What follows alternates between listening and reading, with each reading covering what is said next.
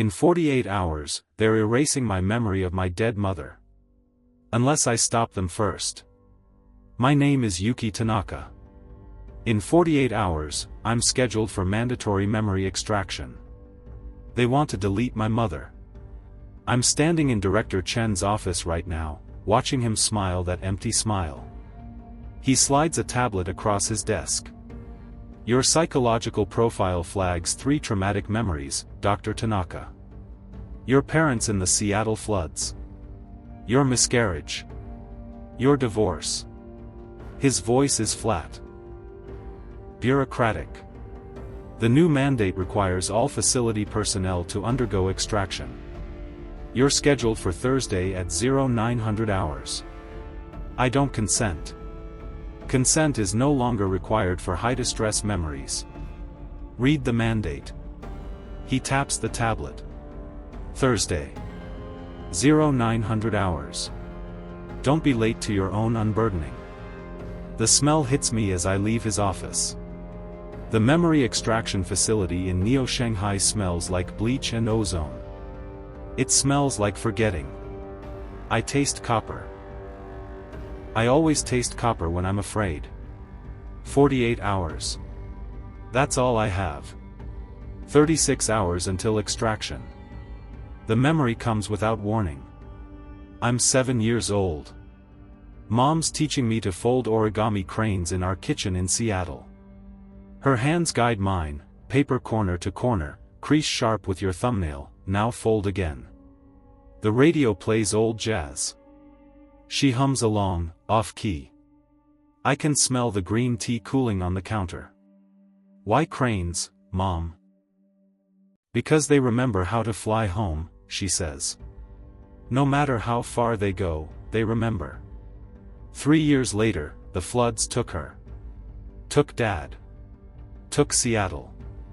But I remember that afternoon. The jazz. The green tea. Her hands on mine. On Thursday, the Global Wellness Committee will reach into my hippocampus and delete her. They'll call it mercy. They'll call it healing. I call it murder. Subject 4847 sits in the extraction chamber. I know her file by heart. Priya Kapoor, age 58. Daughter killed in the Mumbai bombing 7 years ago. Today, she's erasing her. Mrs. Kapoor. I speak through the intercom. My voice sounds steadier than I feel. You understand this is permanent? You won't remember Mira. Not her face, not the way she screamed when the building collapsed. Priya's crying but her voice doesn't shake. Not her funeral. Not the empty bedroom I can't enter.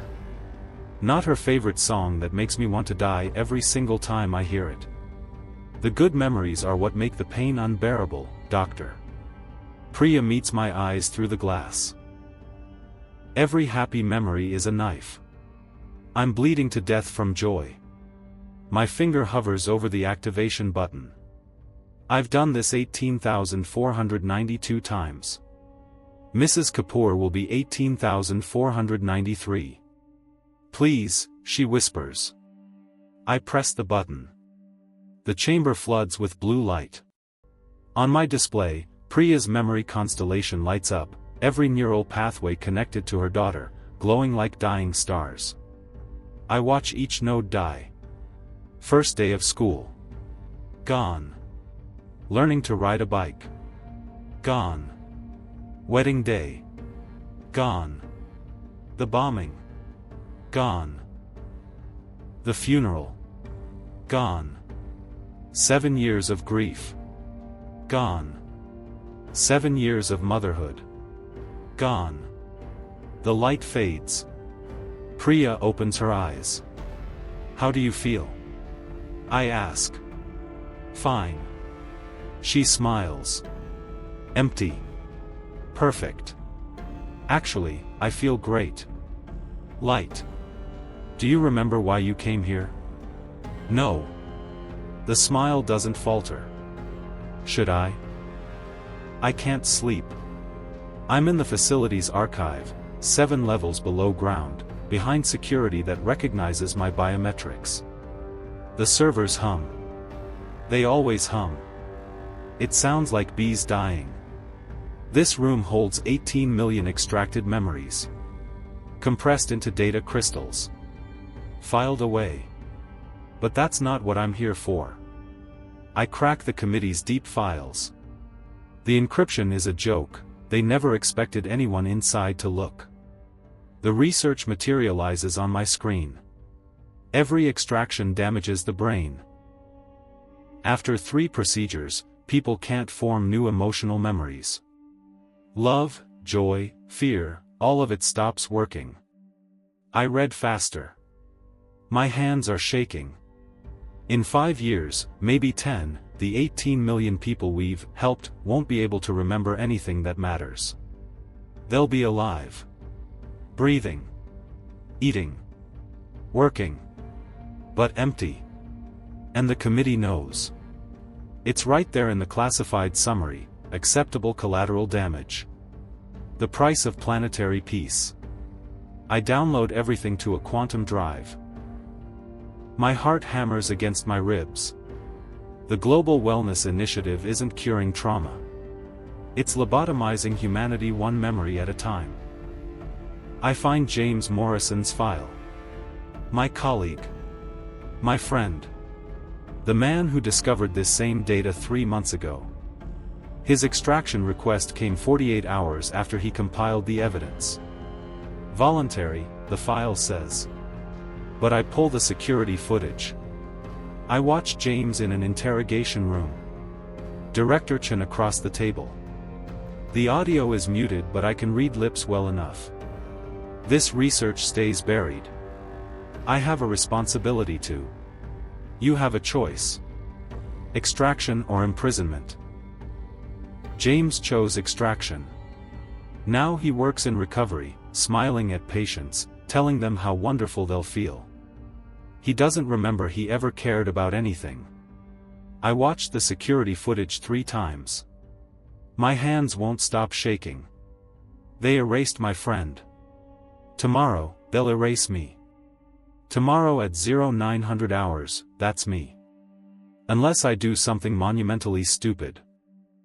The restoration protocol took me 3 months to write. Hidden in the system code. One activation sequence and it broadcasts every extracted memory back to its original owner through the same neural network that stole them. I'm in the archive now. 0300 hours. The night shift is skeleton crew. I pull up the protocol.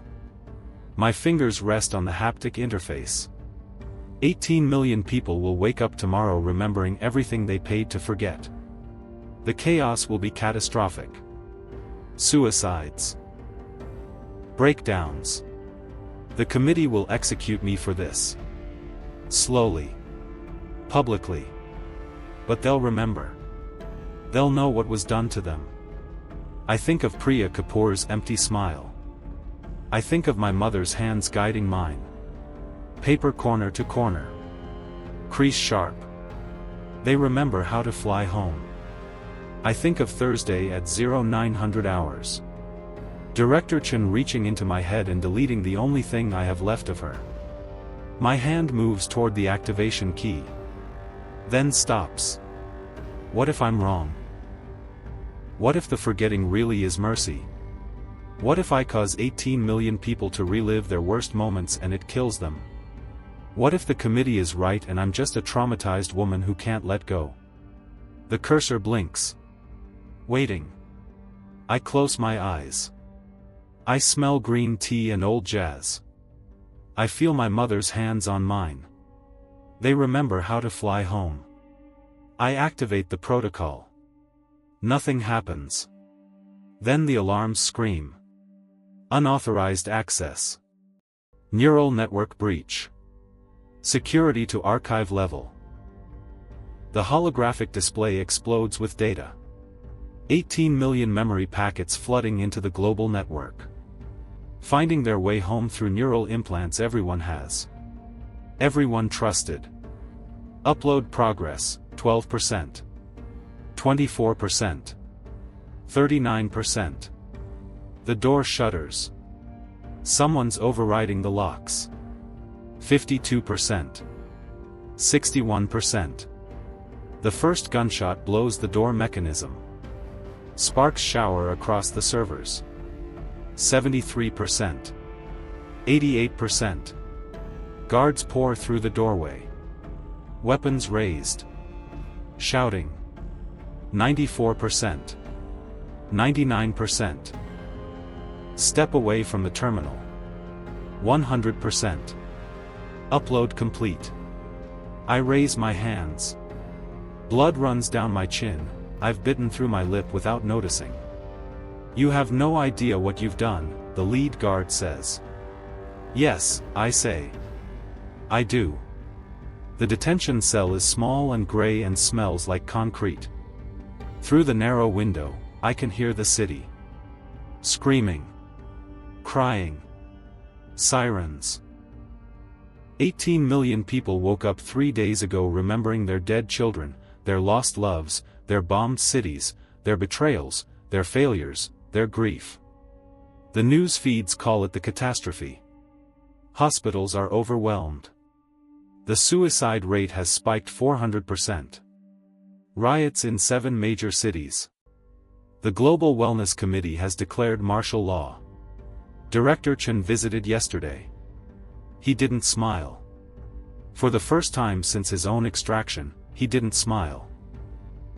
You've killed more people in 3 days than we saved in 3 years, he said. I didn't answer. The guard brings my evening meal, synthetic protein, water, stale bread. He's young. Maybe 25. There are tears on his cheeks. My brother, he says quietly. He had his extraction 2 years ago. After his wife died. Yesterday he. The guard's voice breaks. Yesterday he remembered her. All of it. The proposal. The wedding. The cancer. He remembered loving her. I'm sorry, I say. He killed himself last night. The words hit like bullets. I close my eyes. Was it worth it? The guard asks. All this suffering. Was it worth it? I think about Priya Kapoor, somewhere in the city right now, remembering her daughter. Remembering the Mumbai bombing. Remembering how to be a mother again, even to a ghost. I think about James Morrison, flooding with 3 years of suppressed rage at what they did to him. I think about my mother's hands on mine. Origami cranes. They remember how to fly home. The guard is still waiting for an answer. Ask me in 100 years, I say. He leaves. The lock clicks. Outside, the city screams. Outside, humanity remembers how to grieve. Outside, 18 million people are suffering. But they're suffering as themselves. Complete. Dimensional. Human. I don't smile. There's nothing to smile about. But I don't regret it either. In the distance, I hear rain falling. Not up. Not suspended. Down. The way it was always meant to.